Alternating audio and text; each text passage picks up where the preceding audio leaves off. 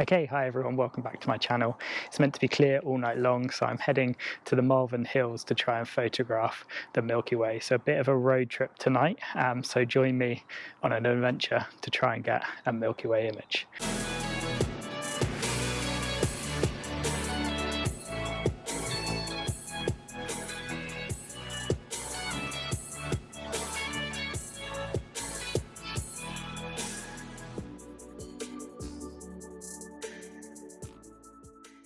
Now on the way I'm going to be picking up a friend, Ben, who you might remember from a previous video when we went out to try and photograph the ISS transiting the moon. So I got to make a quick stop off at his house, pick him up and then head out to the location. At the location we're also going to meet a guy called Mark, who you might know from Astro Journey UK. He has an Instagram and a YouTube account, so make sure you check him out. And yeah, hopefully we can find a few decent compositions. It's supposed to be quite a dark location. I've never been there before in my life, so hopefully we can find a composition in the dark. We've left the planning a little bit late, but it should, fingers crossed, go well. So yeah, join me tonight and hopefully I've got a few images to show you. Okay, so I'm up the top of a mountain now with Mark from Astro Journey UK, so he's got a YouTube channel as well, so make sure you go and check him out. He promised me it was a nice easy walk up the top of a hill and I nearly collapsed by the time we got to the top. 10 minutes strenuous hike. Yeah, an easy 10-minute walk apparently, but yeah, nearly died on the way up. But as you can probably tell, it's extremely windy, so I'm going to make this really short. But I've got the first composition for tonight. It's the really obvious once you get to the top of the hill and you can see this fort going down, and it's just beautiful rolling hills with a pathway through the middle. So I'll quickly show you my camera settings. Okay, so it was at this point where I stupidly turned back into the wind and unfortunately the audio became unusable. But I was just talking you through the camera settings for this image. So I took multiple exposures for the sky and I was shooting with a shutter speed of 15 seconds. The aperture was f1.8 and the ISO was 1600, and you could just about make out the Milky Way there on the back of the screen, which was really nice. I also did a longer exposure for the foreground with about a 2-minute exposure, 1.8 again with the ISO at 640, and I was going to blend those in post. So this is the first image of the night. I hope you like it.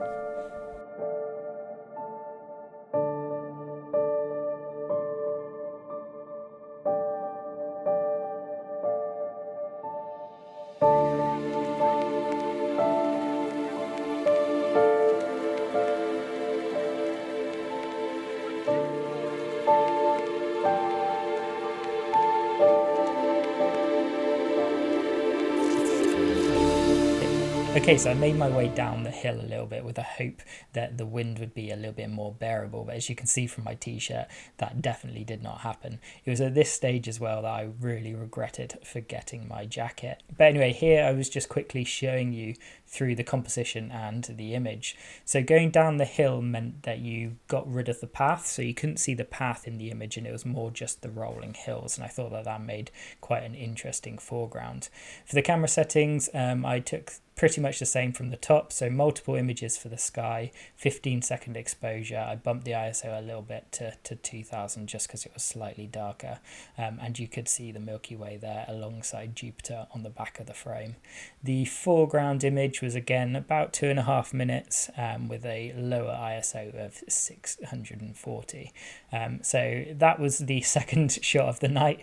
I did make my way back up to the top of the hill and took another image, which I actually managed to record some usable audio for, so I will show you that now.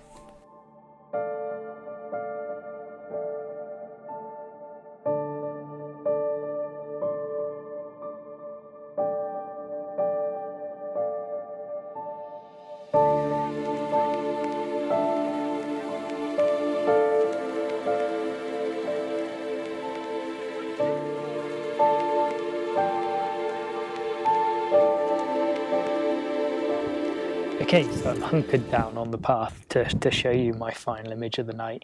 I went back up to the top of the hill and I flipped the camera to a portrait mode, and I managed just to use that path as a bit of a leading line to the Milky Way. So settings were exactly the same.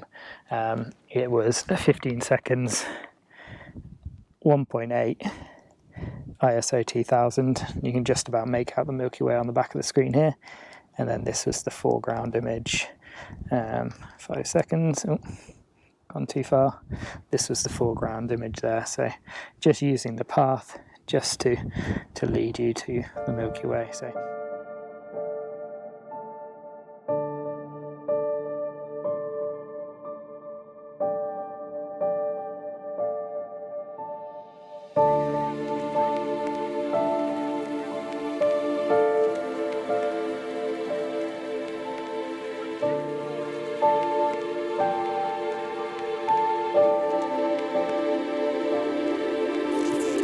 Just before we were walking back to the car, I got a chance to use a filter which I'm really excited about. It's the Alyn Wallace Starglow filter.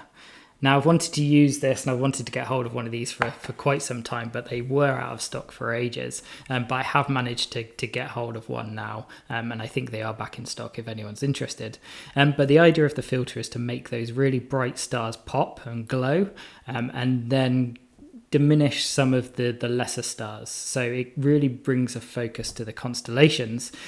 So when there's more of a moon, or when there's no Milky Way core visible, or when it's not optimal conditions to shoot Milky Way, you can still go out and photograph the constellations. You can do landscape astrophotography. So I'm really, really excited to use this filter over the next few months, and I will be doing a video purely on this filter. But I had 10 minutes before we needed to get back home, so I got Ben to run up to the top of the hill and stand at the top, and you can just about make out in this image Ursa Major here, the Big Dipper, over the top of him. So this is just a normal shot without any Starglow filter, and then I was absolutely amazed by the results when I put that filter in front of the lens. So this is exactly the same settings, just with the Starglow filter added, and as you can see, it really makes that constellation of the Big Dipper pop, and I think it really adds something to the sky.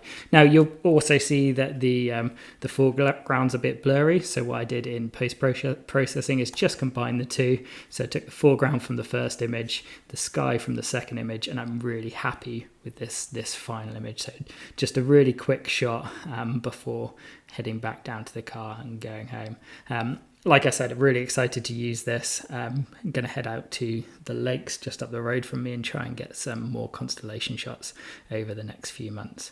But that's all I've got for you in this video. It was great to get out midweek, head out to the hills and meet Mark. So make sure you check out his channel. Also good to be out again with Ben. Check out his Instagram. I'll put a link in the description to both of those channels. So thank you very much for watching. I do really appreciate it. Let me know which is your favorite image, and please hit that like button if you have enjoyed the video, and I will see you in the next one.